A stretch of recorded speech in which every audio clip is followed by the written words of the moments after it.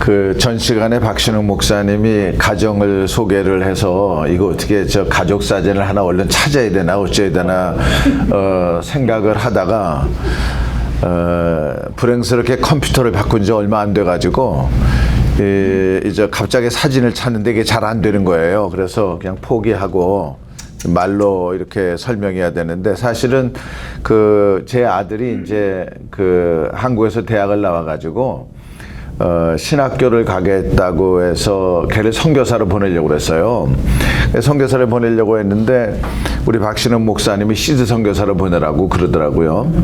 근데 저는 합동충 목사입니다. 합동충 목사인데 이 합동충 목사인데 우리 아들은 프린스턴 신학교를 보냈어요. 그 설명하려면 좀 긴데 하여간 그건 생략을 하고요. 그래서 강성일 목사님한테 하는 얘기인데 합동 목사도 프린스턴에 보내는 사람이 있다는 걸 꼭 기억해가지고 너무 그 합동을 미워하지 않도록. 그래서 이제 걔는 CRC 교단에서 목사가 됐어요. 그래서 이제 칼빈에서 THM을 하고, 그리고 난 다음에 거기서 이제 또 그 칼빈에서 이제 그 교단의 목사가 되는 편목 같은 그런 걸 공부를 했습니다. 그래가지고 CRC 교단의 목사가 돼가지고 지금 토론토에서 그 백인 교회를 목회를 해요. 그래서 토론토에 있는 CRC 교회 중에서는 가장 큰 교회래요, 그 교회가. 그래서 이제 그 교회 동사 목사로 들어갔는데 6개월 만에 담임 목사님이 다른 교회 가서 자연스럽게 그냥 담임 목사가 됐어요.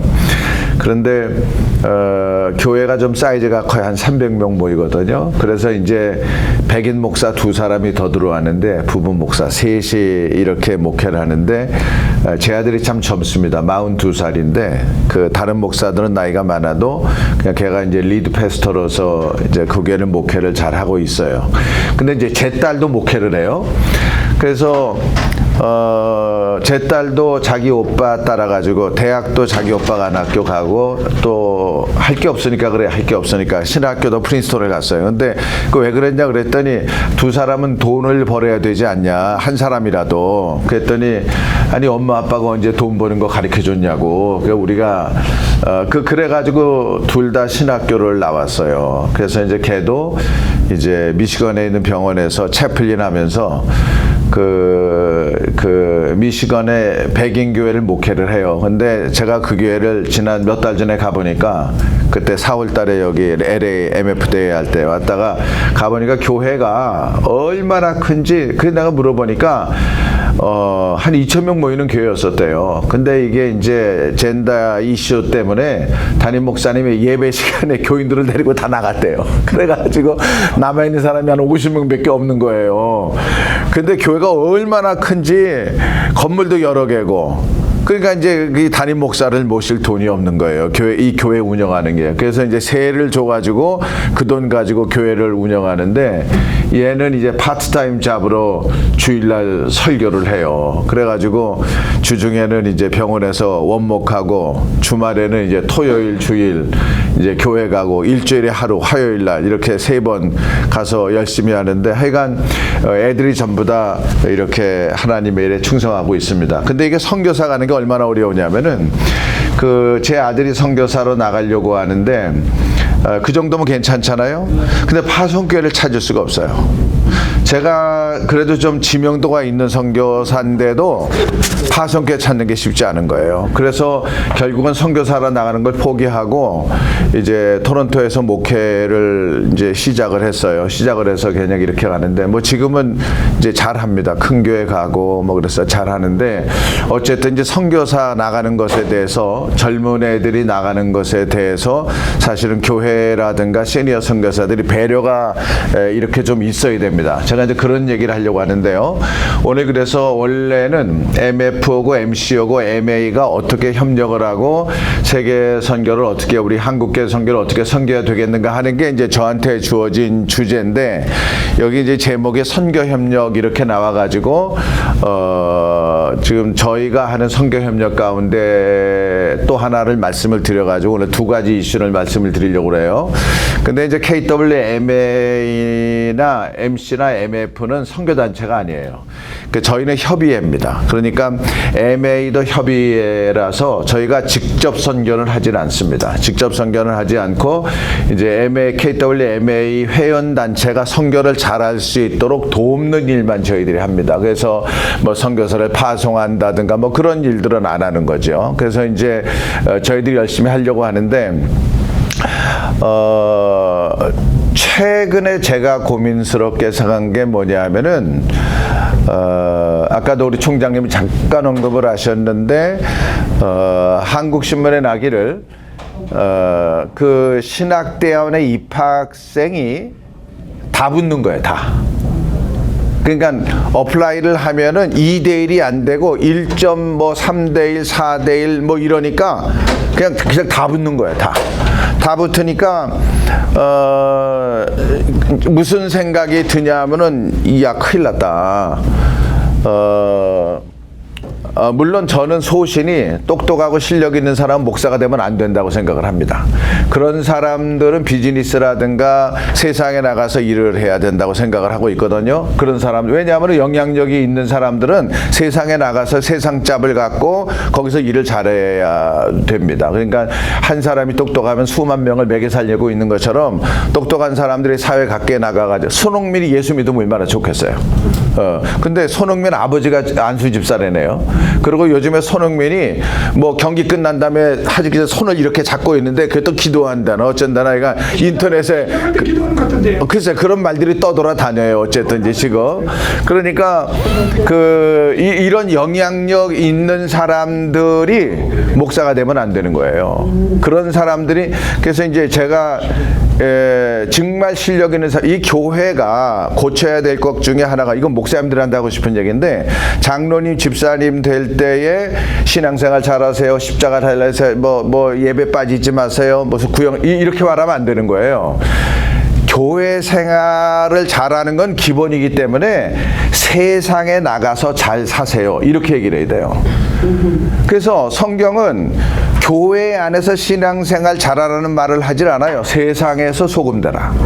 세상에서 빛되라. 이렇게 얘기를 해주고 있기 때문에 이게 지금 예수 믿는 사람들이 세상에서 잘못 살아가지고 얼마나 좀 교회가 핍박을 당해요. 이거 말할 수 없거든요.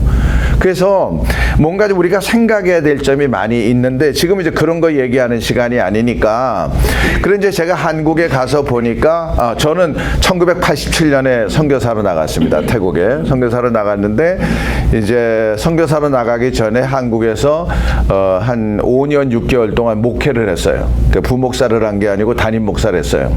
담임 목사를 하고 그리고 이제 1987년에 선교지에 나갔는데 가자마자 1년 동안에는 한인교회를 목회했어요. 그래서 우리 태국의 신홍식 목사님이라고 선배 목사님이 있는데 그분이 하던 한인교회를 제가 인수를 받아가 다 그 다음 목사가 돼가지고 제가 이제 목회를 하다가 어느 순간에 내가 지금 한인교회를 목회하려고 태국에 왔나 이런 생각이 들어가지고 이제 1년 있다가 이제 현지인 선교로 바꿨어요. 그래가지고 이제 지금까지 이렇게 오고 있는데 이제 2006년에 한국에 와서 이제 교단 선교부에서 사역을 했습니다. 교단 선교 사역을 하는 바람에 이제 교단 선교부의 행태를 잘 이렇게 알게 되고 또 목사님들의 니들을 잘 알게 되고 그리고 난 다음에 이제 태국에서 계속 사역하면서 제가 이제 가지고 있는 불만이 하나 있어요. 그게 뭐냐면은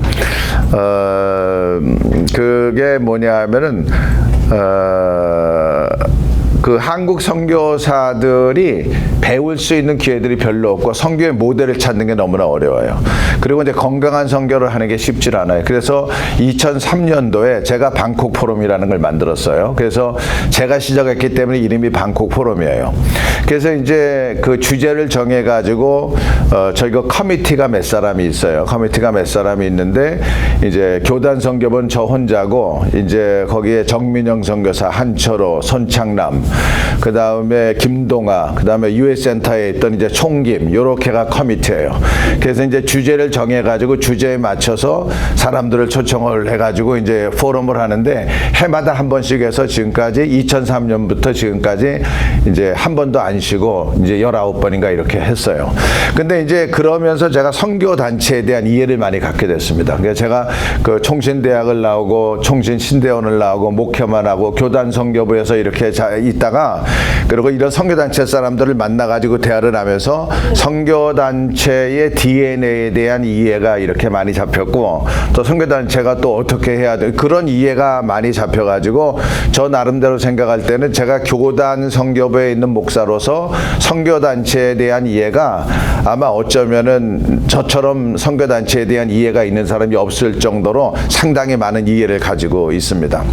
그리고 이제 제가 또 목회를 했잖아요. 목회를 하고 또 이제 교단 선교부에 있고 목사님들을 많이 만나고 이렇게 이런 배경을 가지고 제가 이제 KWM의 사무총장을 갔는데 이제 가서 보니까 이제 1년 6개월이 됐습니다. 근데 가서 보니까 이제 제가 그 선교단체 리더들하고 대화를 많이 했습니다. 그래서 금년 들어와 가지고 2월부터 시작을 해서 한 번에 한 7단체 대표들을 만났어요. 그래서 7번을 했으니까 한 50개 단체 대표들을 만났습니다. 50개 단체 대표들을 와서 만나고 또 제가 선교단체를 찾아가 지난주에도 제가 인터서브라는 단체도 가고 SIM이라는 단체도 방문하고 또 그다음에 시니어 코리아라는 단체도 세 단체도 지난 주간에 제가 사무실을 방문을 했습니다. 그래서 이제 선교단체를 이해하려고 많이 애를 쓰고 그래 한국계 전반적으로 이해를 하려고 상당히 노력을 많이 하고 있는데 이제 문제가 뭐냐면은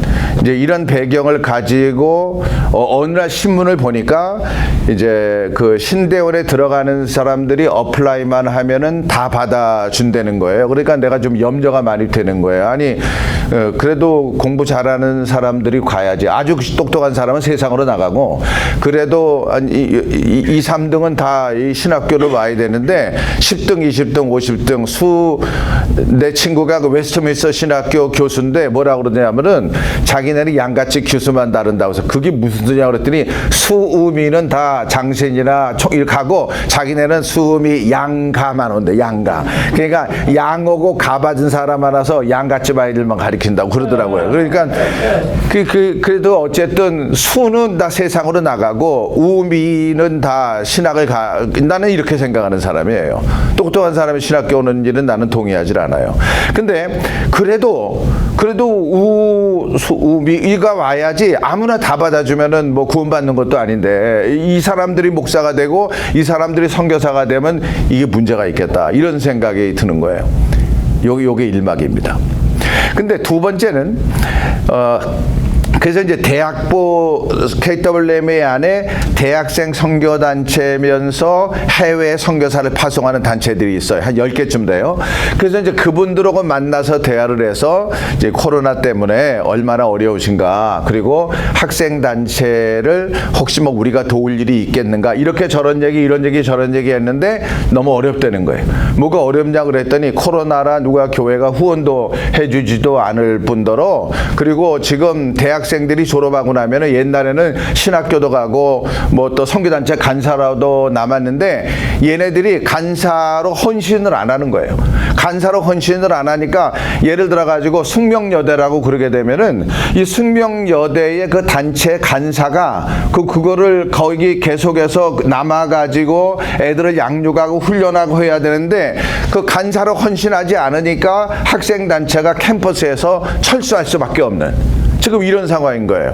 그래서 이제 그 우리 손창남 선교사가 이제 저희가 이제 방콕 포럼 같이 일을 하니까 또 나하고 동갑이에요. 그래서 친구처럼 지내는데 이 손창남 선교사가 하는 얘기를 들으니까 이 사람은 이제 OMF 리더로 있다가 지금 동원하고 있는 일인데 조이가 너무나 지금 문제가 많은 거예요. 그 조이가 그러니까 이사들이 손창남 선교사한테 와서 조이 선교에 좀 대표를 해달라 그래가지고 일주일에 3일은 OMF를 이틀은 OMF를 위해서 하라고 하고 3일은 조기 가서 일을 해요. 이렇게 합니다. 그렇게 하는데 그만큼 지금 이 사람을 찾기도 어렵고 단체가 어려운 거예요. 그래가지고 가서 보니까 이제 다 생략하고 결론을 얘기하면은 조이가 일하는 캠퍼스가 5군데인데 2군데는 철수한 거예요. 그러니까 이런 게 조이 같은 단체가 작은 단체가 아니잖아요. 그래서 지금 상황이 어떤 상황이냐면은 한국에 단체들이 많이 있는데요. 많이 있는데 예를 들어 가지고 간사가 10명이면은 CCC가 5명이고 나머지 학생 단체 전체를 합하면은 그게 5명인 거예요.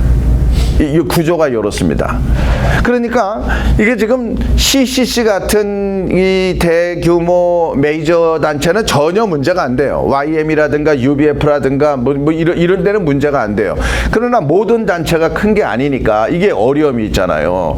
그래서 대화를 해보니까 지금 다 문제가 되는 거예요. 다 문제가 되는데 특별히 학생들 동원이 어렵고 그리고 지금 교회가 얼마나 한국에서 욕을 얻어먹냐 하면은 저는 제가 그 선교지 태국에 있을 때는 제가 그런 걸 몰랐어요. 근데 이 한국에 가서 보니까 연속극 재밌으니까 가끔 연속극 보거든요.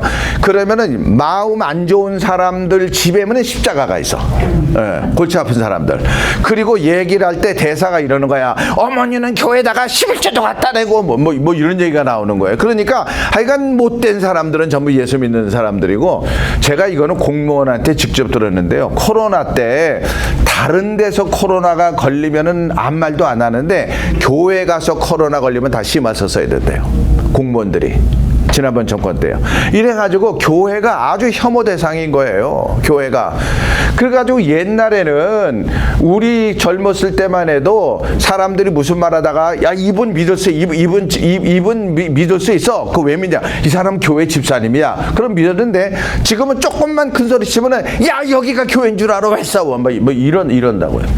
이래가지고 어쨌든 교회에 대해서 이게 인상들이 너무 안 좋고 그러니까 애들도 교회를 안 나오고 가난한 교인이 왜 나온다고 그런 이유 때잖아요. 그 학생들 단체하고 얘기해 보니까 이런 것이 토탈이 돼가지고 자기가 예수 믿는다고 말하는 것도 불편하게 생각을 해요. 예수 믿는 것. 저희가 아프가니스탄 사람들 왔을 때에 법무부하고 대화를 하는데 제일 먼저 법무부 장관을 아는 게 아니니까 법무부의 신우회를 찾았어요. 근데 법무부에 신우회가 없어요. 그래 법무부에 예수 믿는 직원을 찾아가지고 대화를 해보니까 예수 믿는다고 말하면은 그 분위기가 여기가 교회냐 너 여기서 왜 종교 얘기해 지금 이러는 거예요. 지금 한국의 분위기가 이래요. 앞으로 어떻게 변하게 될지는 몰라서 그래서 이거 정말 학생들이 대학을 졸업한 다음에 신대원도 좀 가고 선교단체 간사도 남고 또 공부도 할 사람하고 이런 분위기가 지금 아닌 거예요. 이런 분위기가. 그러니까 이제 그 선교한국이라는 그 거기서 이제 2년에 한 번씩 갖는 모임이 옛날에 6,000명, 7,000명 이렇게 모였는데 작년에는 이제 그런 코로나 그런 걸 할 수가 없으니까 이제 돌아다니면서 하고 온라인으로 이렇게 모이긴 했지만은 온라인하고 오프라인으로 모여서 하는 게 한 200여 명밖에 안 되는 거예요. 그러니까 지금 뭐 완전히 초토화되어 있는 상태입니다. 한마디로 얘기를 해서. 그래가지고 그러다 보니까 주일학교는 또 어쩌냐. 주일학교는 합동이나 통합이나 이 큰 교단인데 50% 60%가 주일학교가 없어요. 제가 침례교하고 대화를 하니까 침례교가 교육을 아주 잘하는 단체거든요. 근데 주일학교를 포기했어요. 주일학교 관심이 없는 거예요.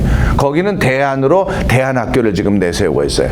그래서 이 주일학교도 지금 문제가 되노니까 저희가 이제 전체 교단마다 주일학교를 다 이렇게 확인을 하니까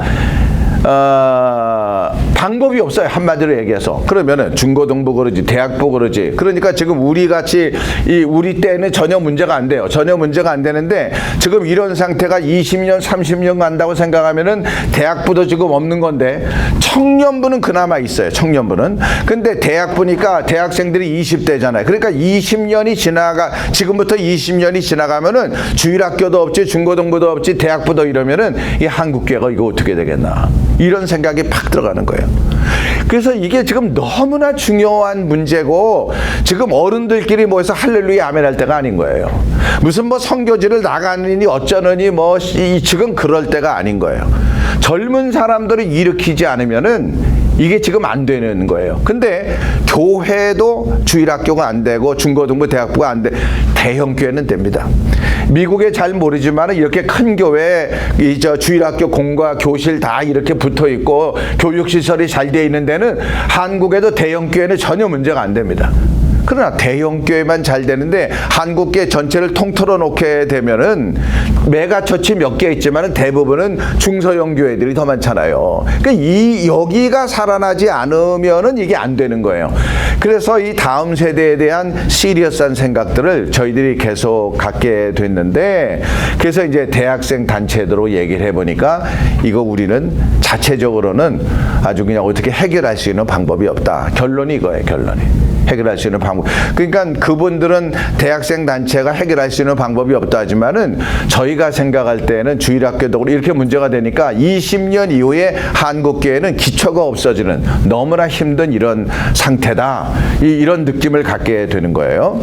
그래서 이제 이런 일에 관심을 저희들이 가져서 대화하다. 그럼 어떻게 하면 좋겠느냐. 일단 지금 대학부터 얘기를 하면은 그러면은 이 문제를 해결하기 위해서 교회는 그래도 대학부가 있고 전담 목사가 있고 매주일 교회를 나가니까 일단 교회하고 선교단체가 연합해서 한번 뭔가 좀 우리 한번 일을 해보면 어떠냐. 그래서 캠퍼스가 다시 한번 부흥을 되찾을 수 있도록 그런 노력을 좀 하면은 어떠냐. 이렇게 해서 이제 처음으로 가진 모임인데요. 여기에 있는 모임이 이제 저희 단체인데 전부 단체고 이제 교회 대표한 사람. 요 사람은 삼일교회 그 학생들 많이 모이는 데거든요. 삼일교회 대학부 지도 목사고 요 사람은 한국의 학원 보고마 협의회라고 했어요. 한국에는 모든 대학에 이제 그걸 다 컨트롤하는 그런 단체고, 그 다음에 이 사람은 저고요. 이 사람은 이제 이 단체의 이제 연구실장이에요. 아주 까다로운 사람들이에요. 까다로운 사람들인데 하여간 이 두 사람이 이제 우리가 이 일을 해야 되느냐 말아야 되느냐 이제 결정하기 위해서 와서 이제 하기로 그렇게 했고, 요 사람은 저 비전 선교단 저기 있죠. 저 비전 선교단. 그 비전 선교단의 젊은 사람인데 자기가 이 단체를 설립하고 선교사람 50명 파송했는데 전부 다 아랍권으로만 파송해요. 티니지, 모로코, 레바논, 시리아 뭐 이런 데만 전문적으로 사역하는 아주 귀한 젊은. 그리고 이 사람은 이제 CCC의 해외 선교 팀장입니다. CCC 선교사 전체를 관리하는 이제 그런 사람인 거예요. 그래서 이제 이렇게 우리가 의논하다가 이걸 한번 해보자. 그래서 교회하고 선교단체, 학생단체가 합해가지고 한번 캠퍼스 안에 한번 좀 일을 해보자. 그래서 그러면 우리가 이런 모임을 가지려고 하는데 누가 좀 우리 학생단체들이 좀 존경하는 목사님이 좀 격려해줬으면 좋겠다. 그래가지고 하니까 이제 이재훈 목사님이 좋겠다. 그래서 이분한테 우리가 이제 격려하는 메시지를 하나 들었는데요. 이거 왜 안 나와? 이게 지금 켜놓은 지 오래돼가지고 안 나오는 것 같아요. 그래서 제가 이걸 해야지. 네? 거기 플레이 눌렀는데 안 되는데요. 그래서 이제 컬서 화살표 컬서를 오른쪽 거. 알겠지. 요거. 있잖아요. 자, 여기는 보이는데 없다니. 내가 했어 조금 전에. 여기? 네, 잠깐만. 여기 나오는데. 왜 이래?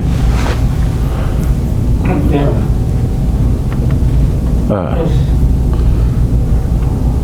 나이가 들으면 그러니까 오늘 교 이재훈 목사입니다. 오늘 KWMA 주최로 한 살이라도 젊으니까 좋으네. 디렉터와 또 여러 선교단체 대표들이 함께 네트워크를 구성하는 귀한 회의를 가지게 되어서 기쁘게 생각합니다. 제가 원래 설교를 부탁받았는데 오늘 지방 출장으로 인해서 부득이 인사말로 대체하게 됨을 양해해 주시기 바랍니다. 오늘 이 모임은 매우 중요한 모임입니다. 왜냐하면 한국 교회 선교가 앞으로 어떤 방향으로 나아갈지 이정표를 새로 세우는 귀한 시간이기 때문입니다. 일찍이 오래전 롤랜드 알렌이라는 선교학자는 이 교회와 선교가 서로 이혼되어 있는 상태라고 지적을 하며 이것이 현대 교회의 문제라고 지적을 했습니다. 교회가 선교를 하나의 별도의 사역으로 여기고 그 선교 사역은 선교 단체의 전유물 혹은 전담 사역이라고 여기게 되는 것이 현대교회의 문제라고 지적을 한 것입니다. 이것은 교회가 선교 단체를 후원함으로써 우리가 할 일을 다 했다고 여기고, 또 선교 단체는 선교는 우리만의 일이라는 생각으로 교회는 단지 선교 단체를 돕는 역할이라고 생각함으로써 서로 업무를 분담한다고 생각하고 갈라서게 된 것입니다. 교회는 선교적 영성을 이뤄가고, 또 선교 단체는 교회를 통해 주시는 공동체 축복을 이뤄감으로써 분리되는 현상, 이것이 현대 교회의 문제라고 지적을 한 것입니다. 또 소달리티와 모달리티라는 이 문제가 있어서 이 두 가지의 공동체가 어떻게 하나로 뭉쳐져서 선교의 사역을 이루어갈 것인가라는 것이 중요한 이슈죠. 일부 교회들은 이 소달리티와 모달리티가 하나로 융합이 되어서 교회가 곧 선교단체처럼 움직이는 그런 교회들도 있습니다. 그러나 대다수의 교회는 선교단체를 단지 재정적으로 지원하고 또 일부 인력을 지원하는 것으로서 해야 할 일을 했다고 여기는 경우가 참 많습니다. 이제 다시 교회와 선교단체의 재결합이 이루어져야 합니다. 리메리지가 이루어져야 하는 것이죠. 이를 위해서는 우리 젊은 이들을 이끌어가는 사역자들과 또 선교단체 지도자들이 함께 만나서 대화하고 또 이 둘을 어떻게 하나로 융합할 것인가를 논의하는 네트워크가 필요한 것입니다. 오늘 이 자리가 바로 그런 자리고, 또 이러한 새로운 시도가 한국 교회와 선교를 새롭게 하는 중요한 발걸음이 되기를 바랍니다. 다시 한번 여러분들의 만남을 축복하며 하나님께서 주시는 그 지혜가 넘치는 귀한 시간이 되기를 바랍니다. 감사합니다. 여기는 이게 돌아가는데 왜 저쪽에는 사람이 안 움직이는지 모르겠어요. 잠깐만요.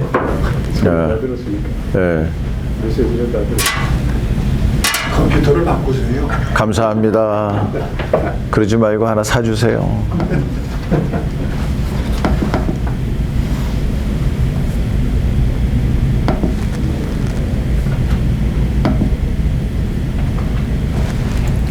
그래서 이제 이런 사람들이 모이는 거예요. 교회를 저희들이 이제 한 15개의 교회를 정했어요. 물론 이제 메가처치를 정했습니다. 그런데 이제 선교단체도 이렇게 정하고 해서 이 중에서 이제 여기 있는 사람들은 커미티 멤버입니다. 그래서 이제 CCC 오고, 그 다음에 세종안교회 오고, 그 다음에 청년선교, 비전선교, 선한목자교회, 삼일교회, 그 다음에 YM, 온누리교회, 이제 UBF, 이렇게 선교단체 리더고 교회 대학부 담당 목사님들 이렇게 모여가지고 계속 이제 이런 모임을 했는데요.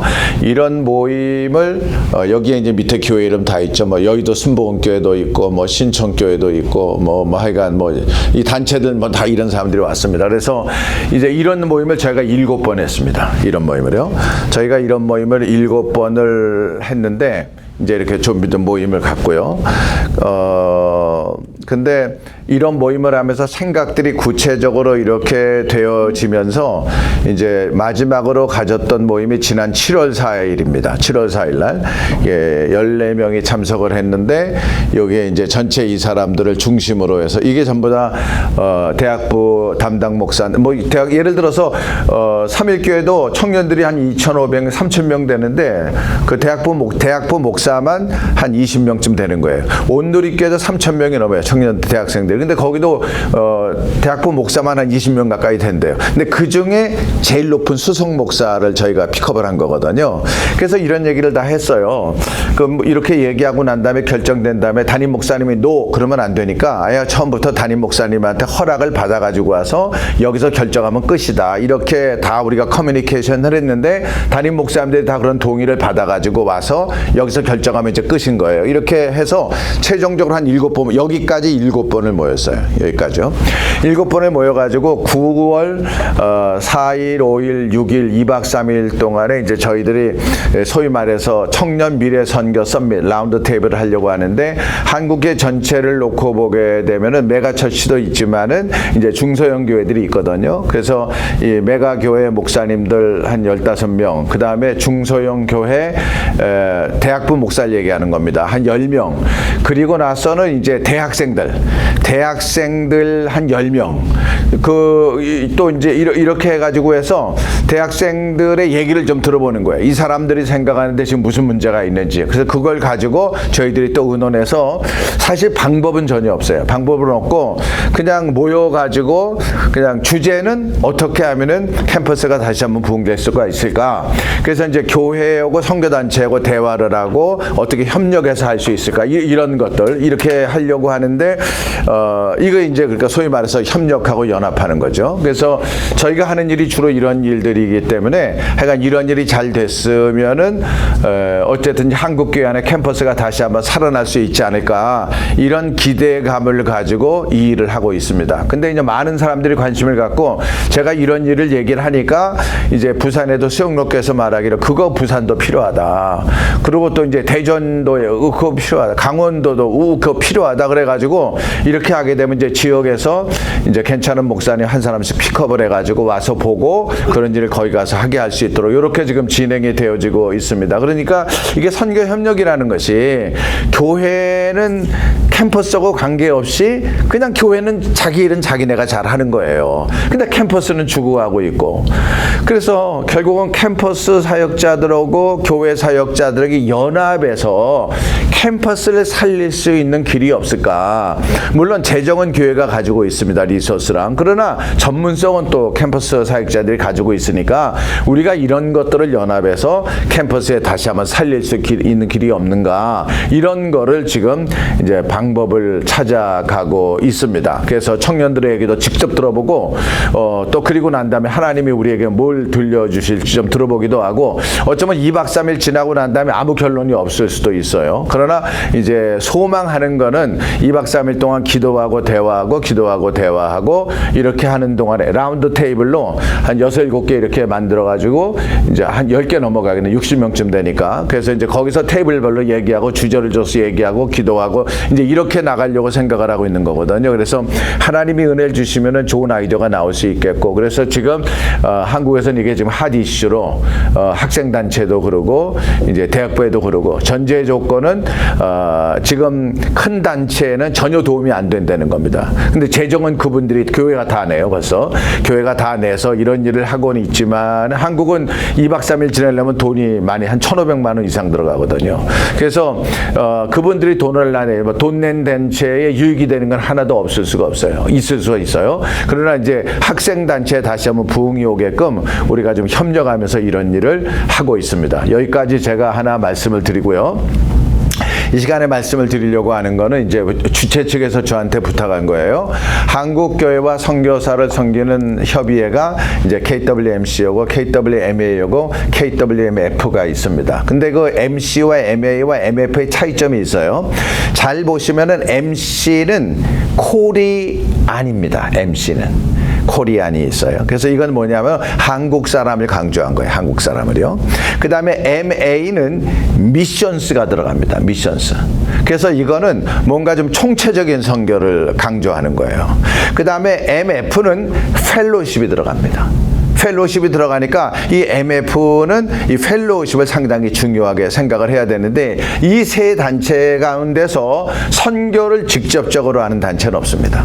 그러니까 여기는 선교단체가 아니고 전부 선교협의회고 MC하고 MA는 선교협의회고 MF는 펠로우십 단체이기 때문에 이 태생적으로 세워진 목적에 대해서 우리가 좀 관심을 가질 필요가 있습니다. 그래서 이런 것들을 기억을 하면서 이런 속성을 가지고 있는 태생적으로 이런 속성을 가지고 있는 단체들이 어떻게 하면 한국계 선교를 잘 섬길 수가 있을까 하는 그런 건데요.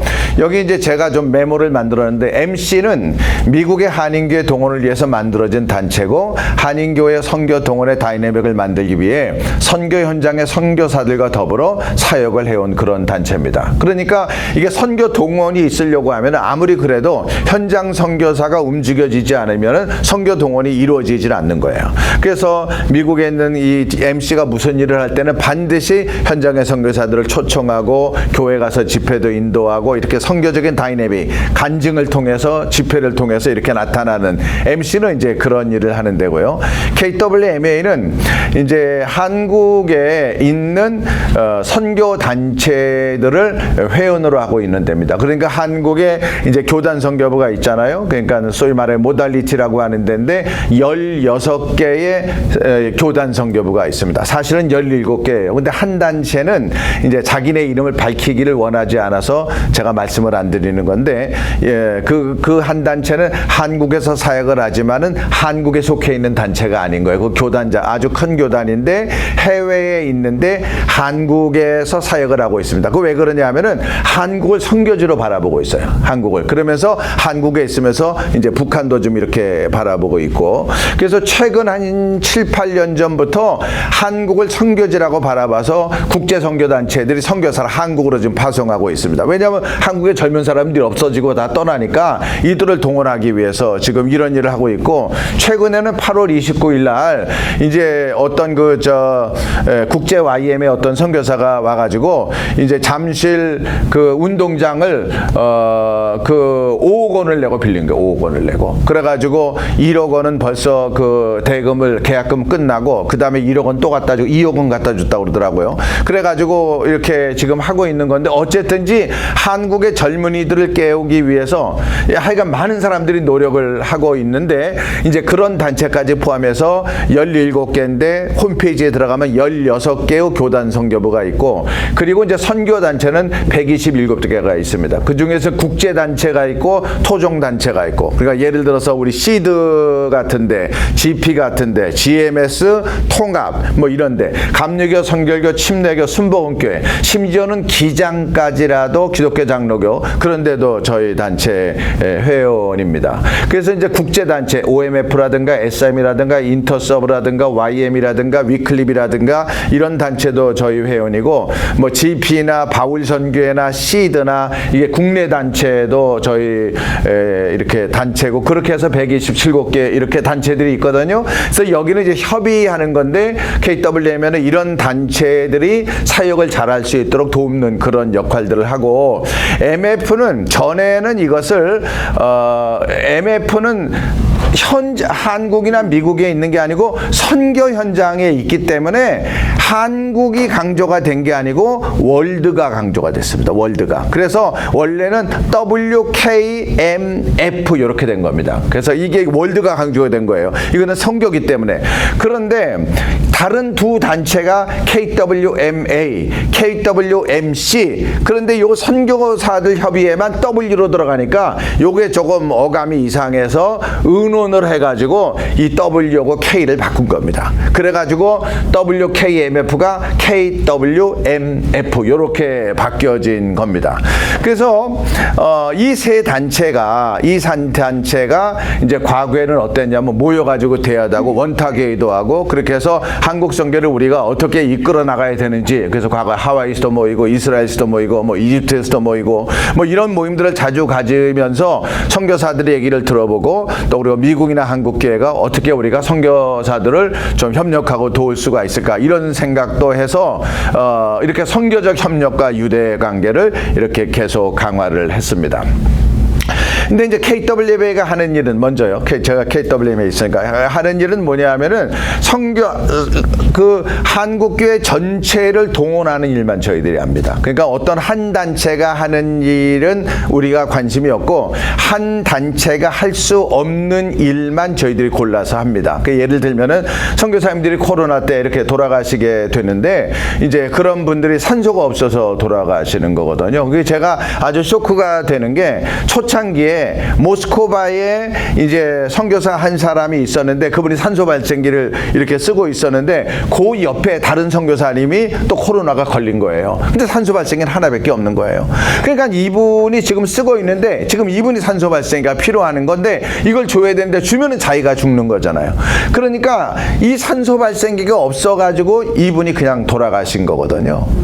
그래서 이제 우리가 그런 것들을 보면서 이제 이런 안타까운 걸 보면서 저희들이 이 산소 발생기를 모금을 해야 되겠다. 이렇게 해가지고 2억 8천만 원을 모금을 했습니다. 2억 8천만 원을 모금을 해가지고 한 40나라에다가 150개 정도를 저희들이 이렇게 보냈는데 한 대가 200만 원이 넘는 겁니다. 그게. 그렇게 해서 이제 그렇게 했고 아주 어려운 나라들은 이제 민간업자가 갈 수 없는 나라들은 이제 외교부의 외교역량을 통해 가지고 정부에서 도와줘 가지고 저희들이 이제 그렇게 이렇게 했고 또 초창기에 제일 먼저 한국에 있는 사람 백신 주사를 맞는데 이제 아프리카나 중남미에 있는 사람들 백신 주사를 못 맞으니까 저희들이 협력을 해가지고 선교사님들이 미국까지 차비만 가지고 오게 되면은 이제 우리가 차비도 대주고 그리고 난 다음에 여기서 3주간 있는 것도 이제 기도원에서 있도록 그런 거 경비 다 해주고 백신 주사 맞고 돌아가는. 그런데 이제 아프리카하고 중남미 선교사님들 하다가 한국이 오픈하게 되니까 사람들이 한국으로 이렇게 오게 돼서 마지막에 5,000불이 남은 거예요. 5,000불이 남았는데 이제 그것도 우리가 산소 발생기 하는 일에 이렇게 집어넣게 되고 또 아프가니스탄 사람들이 왔는데 과거에 예멘 사람들이 왔을 때 그 이슬람 선교하려는 사람들이 이렇게 여러 사람들이 많이 가가지고 매스컴에서 이게 선교밖에 모른다고 막 이렇게 크리틱한 적이 있었거든요. 그래가지고 저희가 이슬람 선교하는 단체들하고 교단 선교부에 다 연락을 해가지고 아프가니스탄 사람 왔을 때는 이게 섣불리 나서지 않았으면 좋겠다. 우리가 전략을 가지고 대하겠다 해서 지금 신문에 아프가니스탄 문제를 가지고 선교단체에 대해서 부정적인 의견이 한마디도 안 나오는 것이 저희 때문에 그런 거예요. 저희가 그거 하지 않도록 다 이렇게 부탁을 했거든요. 그래서 이제 저희들이 아프가니스탄 사역을 위해서 전략을 만들고 책자를 만들고 그리고 또 이제 그 가정마다 저희가 멘토들을 붙여가지고 인천과 울산에 있는 한 가정에 멘토 하나씩이 붙어가지고 이제 그런 일들을 이렇게 하고 있는 거죠. 그러니까 전 정부 때 이제 법무부 장관이 이거를 좀 KWMA가 도와가지고 모든 일에 좀 다 협력될 수 있도록 그렇게 저희들한테 부탁도 이렇게 되어져 있고 지난 주간에 좀 어려운 선교사들 저희들이 열심히 일을 하니까 사람들이 저희한테 돈을 맡기면서 뭐 어떻게 해달라고 그래요. 그래서 이제 코로나 때도 통합청에 있는 안동교회가 5천만 원 여기 저희한테 보내줬고 그 다음에 이제 또 지난 주간에도 어떤 교회가 선교사들을 좀 돕겠다. 그래서 저희들이 산하 단체에다 다 연락을 해가지고 20명을 선정을 해서 50만 원씩 2년간 그 50만 원씩 한 달 20명이니까 한 달에 1,000만 원이거든요. 그럼 1년이면 1억 2천, 2억 4천만 원을 지난 주일날 저희가 결정하고 다 모여가지고 증서를 주고 이번 달부터 이제 이런 것들. 그래서 좀 이렇게 한 사람 한 사람 이렇게 하는 거는 어렵지만은 좀 이렇게 전체가 한 단체가 할 수 없는 전체가 하는 그런 것들만 저희들이 합니다. 그 코로나 순직자에 대해서도 이제 저희들이 많이 도왔고 누가 돕겠다 그러면은 또 이렇게 돈 나눠주기도 하고 그리고 이제 정말 어려운 사람들. 그래서 이제 미얀마 같은 경우에 초창기에 그 내전이 있었으니까 거기 이제 선교사 한 사람 혈액암이 걸렸거든요. 이제 그분을 800만 원이 필요했는데 모금하다 보니까 1,500만 원이 들어왔어요. 그래서 우리가 그분을 다 드렸어요. 그 다음에 위기관리 시스템을 만든다고 그래가지고 거기도 우리가 1,500만 원을 드렸어요. 그리고 이제 태국의 차대형 선교사도 대장암 걸린다. 거기도 우리가 돈을 좀 드리고 했는데 이제 지금 보여드리는 비디오는 3분짜리 3분 조금 더 되는 건데요. KWMA가 2021년에 무슨 일을 했는지 하는 것에 대해서 이제 이거 이렇게 계속 안 나오네. 왜 이렇게 다시 해야 되려나? 잠깐만요.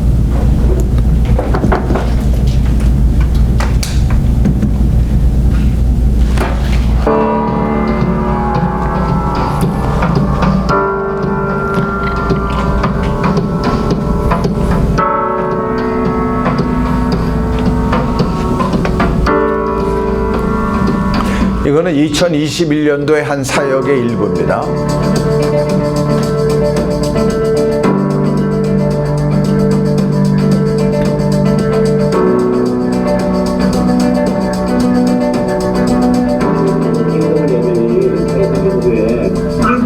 여기에서 대전에 있는 서대산 천연공원을 우리 기독교관이 있거든요. 네. 거기를 사용해볼 수 있다고 그랬어요. 그럼 너무 감사하죠. 저희가 그것 때문에 계속 기도했거든요. 제발. 응답이에요. 하나님 응답이에요. 제가 듣고 싶었던 응답이에요. 감사합니다.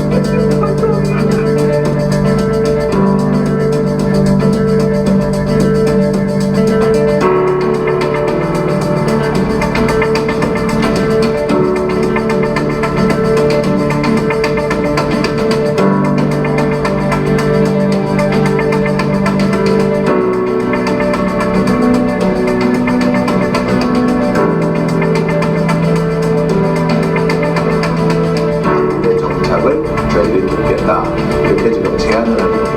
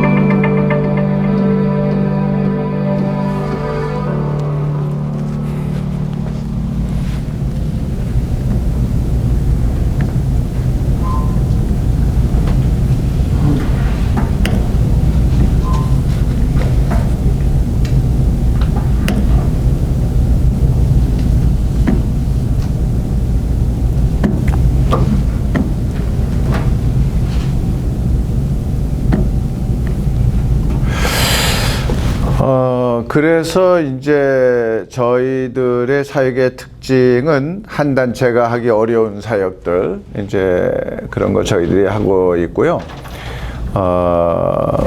이번에도 이제 우크라 같은 경우에도 이제 이제 몇몇 교회가 연합해가지고 2억 원을, 사실 저희는 모금을 하는 단체는 아니에요. 그 모금을 하려고 하면 이게 또 정부 허락을 받아야 돼요. 그래서 KWM 모금하는 단체가 아닌데 이제 회원 단체들이 돈을 모아가지고 이번에도 2억 원을 보내줬어요. 그래서 그냥 저희가 또 그냥 선교사님들한테 다 이렇게 저희는 그냥 쓰임을 이렇게 받습니다.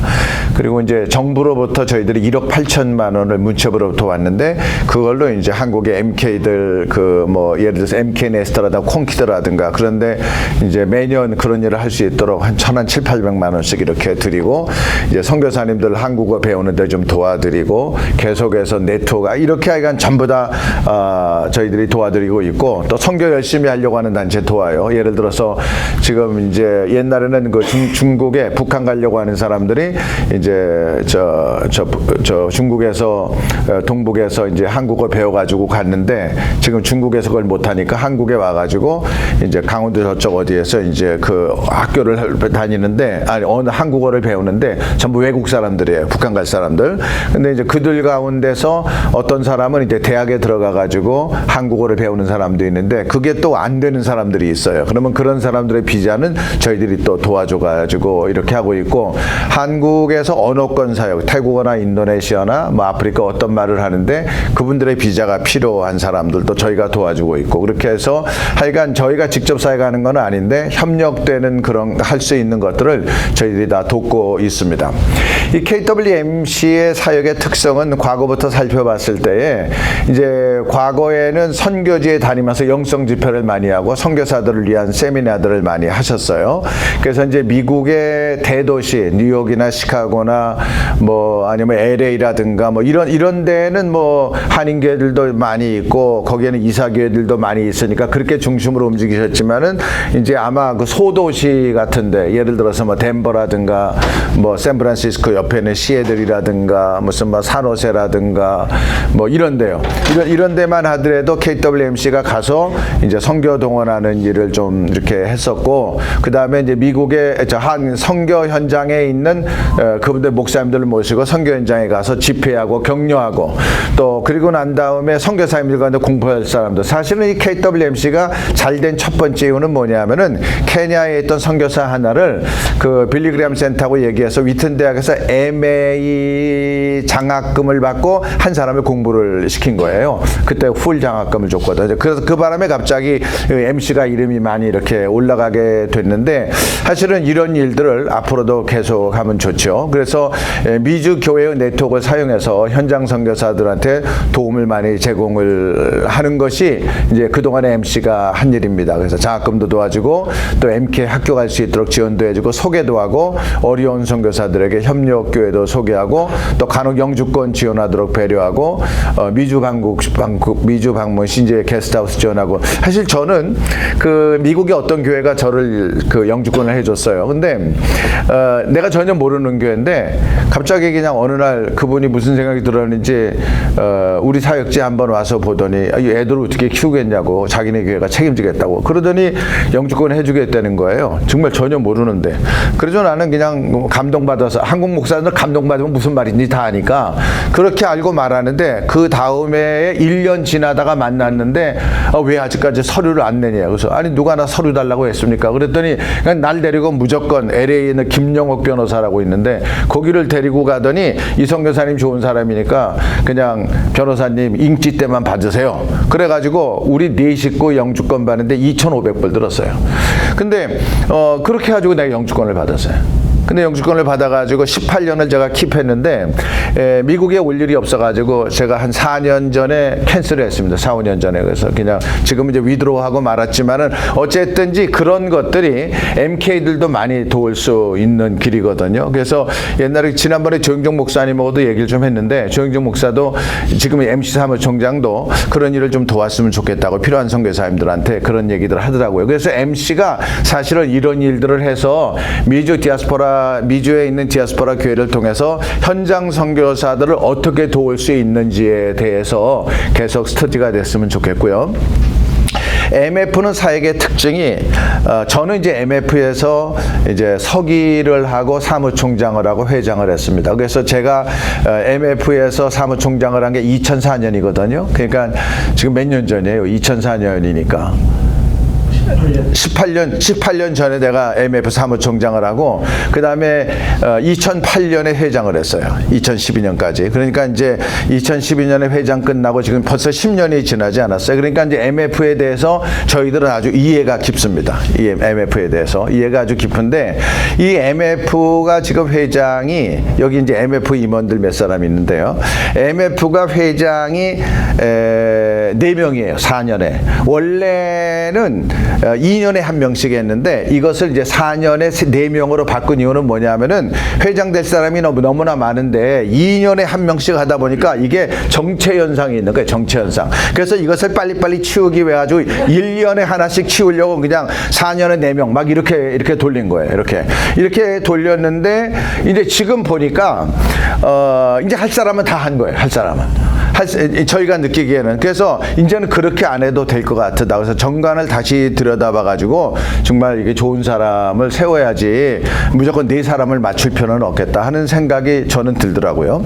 그런데 이제 MF는 특징이 뭐냐면은 그 선교 현장의 건강성을 위한 운동을 해야 됩니다. 왜냐하면 MF도 이게 펠로십이니까 사역하는 단체가 아니니까 무슨 사역을 잘하겠다고 하게 되면은 이게 이제 리스크가 있어요. 좀 이따 말씀을 드리겠지만은 회장은 1년하고 훅 지나가고 1년하고 훅 지나가기 때문에 어떤 좋은 생각을 가져도 그 다음 회장이 동의해야 되는 거니까 결국은 이벤트적인 일을 할 수밖에 마음은 그렇지 않지만은 팩트는 그렇게 할 수밖에 없는 상황이라 끝까지 붙잡고 가야 되는 거는 뭐냐 하면은 선교 현장에서 건강한 선교가 일어날 수 있는 운동을 일으켜야 된다. 이렇게 저희는 생각을 합니다. 그리고 문자 그대로 펠로우십을 하는 일이기 때문에 이 펠로우십을 잘하도록 격려를 많이 해야 되는데요. 제가 이 펠로우십을 왜 강조하냐 하면은 사실은 펠로우십이 사역보다 더 중요해요.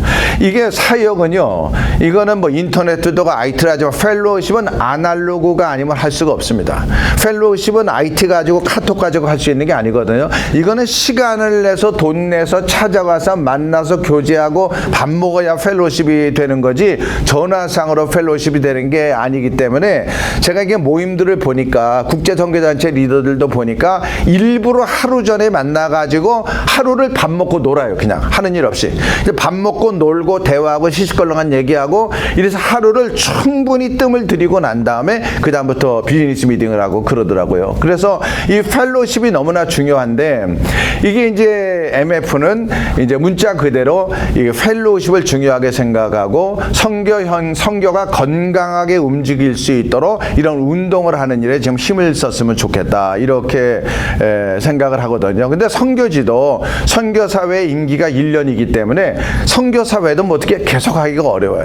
제가 보니까 선교사회 1년에 회장하는데 1년 동안에 뭐를 하냐 하면은 마지막에 1년을 정리하는 수련회 할 때 회장이 강사를 초청하고 그 강사가 재정을 대야 되는 거야. 선교사들 수련회.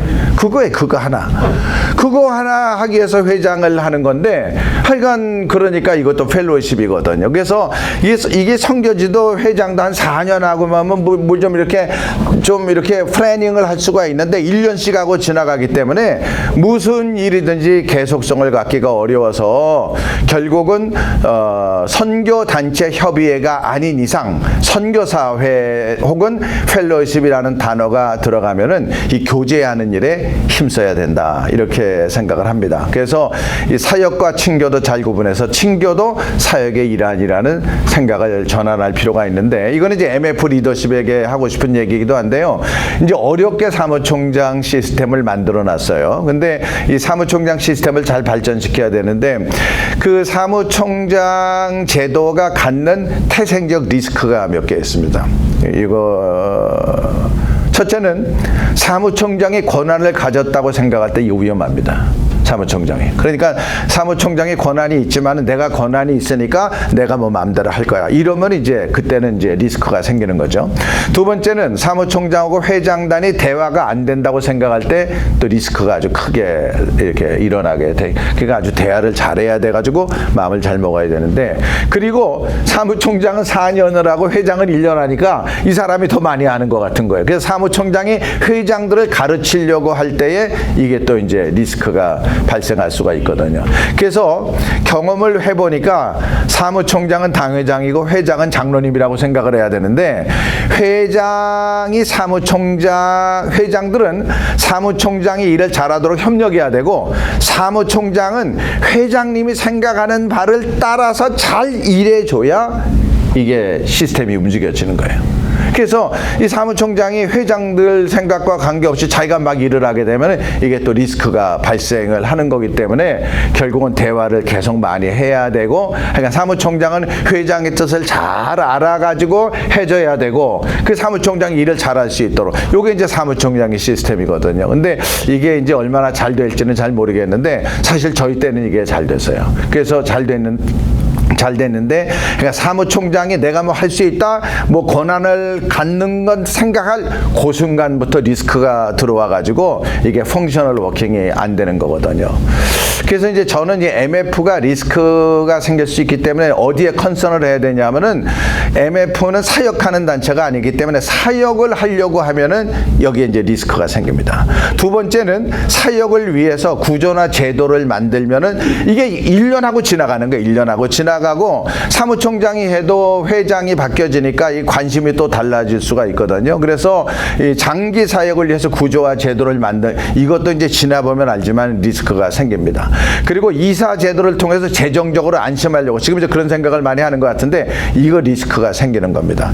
이게 자기 사역을 내놓고 사무실에 있고 그러면 모르지만은, 그렇지 않게 되면은 상당히 위험하고, 이게 장기적인 계획을 세우려고 할 때도 이거 옛날에 선배들이 다 해봤던 건데, 우리 때는 어땠냐면 미국에다가 법인까지 설치했잖아요. 미국에서 법인도 설치해가지고 돈 넣어가지고 수표가지고 쓰고 뭐 이런 일도 했는데 이것도 안 되더라고요. 하여간 다 해봤는데 이게 안 돼요. 안 되는 이유는 뭐냐면은, 이게 지금 빨리빨리 임원하고 끝나야 되는 거예요. 1년 지나면 끝나야 되고, 그리고 사무총장을 회장의 말을 잘 들어야 되는 건데, 이게 뭐 회장들 생각, 사무총장 생각 따르니까 안 되고, 현장에서 자기들은 다 사역을 하는데 언제 그게 뭐 미국에 오고 한국에 오고 뭐 그렇게 할 수가 있어요. 그래서 이런 생각을 그 MF 임원들이 잘 가지면은 좋을 것 같다. 그래서 결론은 뭐냐면 이런 겁니다. MF가 잘 되도록 하기 위해서 MA하고 MC가 존재하고 있는 겁니다. 그래서 사실은 MA는 MF 때문에 생긴 건 아니에요.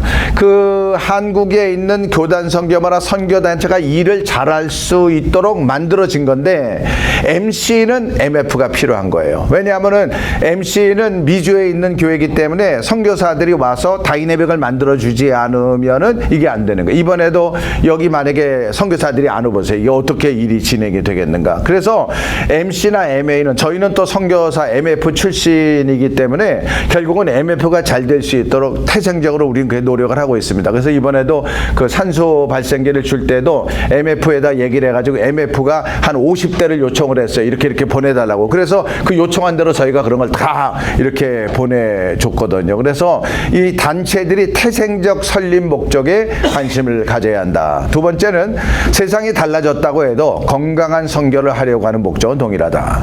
그리고 각 단체는 선교하는 단체가 아니고 협의회, 친교회이기 때문에 이 협의하는 성격을 놓치면은 안 된다. 그리고 이제 한국 선교가 건강하게 나가도록 협의해야 된다. 그래서 제가 제안하는 게 뭐냐면은, 예전처럼 라운드 테이블을 다시 한번 만들자. 그렇게 해서 MF하고 MC하고 MA의 리더십이 모여가지고 한국 선교를 어떻게 건강하게 만들 수 있을까. 이미 이런 얘기를 MC 사무총장한테 했어요. 그 MC 사무총장한테 얘기하니까 MC 사무총장이 그러면 우리가 호스트하겠다. 그리고 이제 MF도 예전하고 달라가지고 실력이 있으니까 MC도 호스트 한번 하고 MA도 호스트 한번 하고 MF도 한번 호스트 한번 해서 우리가 생각을 계속 좁혀나가고 한국계 전체 선교가 건강하게 될 수 있도록 이 세 단체가 협의하면서 나가야 되지 않겠는가. 그래서 선교 협력이 정말 필요하다. 이렇게 해서 제 발제를 마치도록 하겠습니다.